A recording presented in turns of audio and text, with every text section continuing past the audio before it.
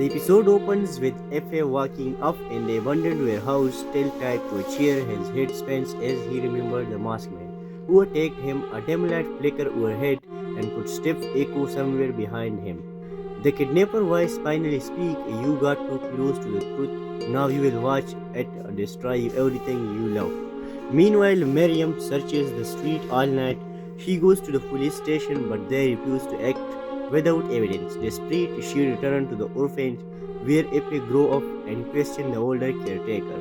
After hesitating, the caretaker reveals something shocking. Epe's kidnapping resembles an incident from a teen ago, when another child vanished after discovering documents about illegal trafficking. Back at the warehouse, the masked men show Epe a box of files, the same files Epe took from the burnt shelter.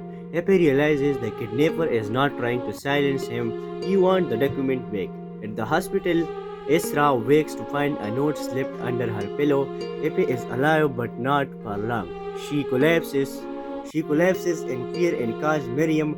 Together they connect the dots. Whoever took Epe is linked to the corrupt official Hikmet, the man Epe has been investigating for months. Miriam and Esra track a GPS signal from Epe's broken phone to an industrial zone outside the city. The area is guarded, silent and full of old shipping containers.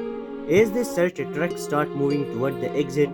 Mariam feels something is not right. She runs and bangs on the side of the truck. Inside it, Epe is unconscious, wrapped in chains. Before she can open the door, guards fear a chase begins through the foggy yard. Esra hides behind crates and secretly records the man, finally gathering the evidence they need. Just as the truck speeds away with Epe inside, Miriam jumps into Esra's car. Esra stripped on accelerator with tears in her eyes. The episode ends with the truck swerving it toward the ducks.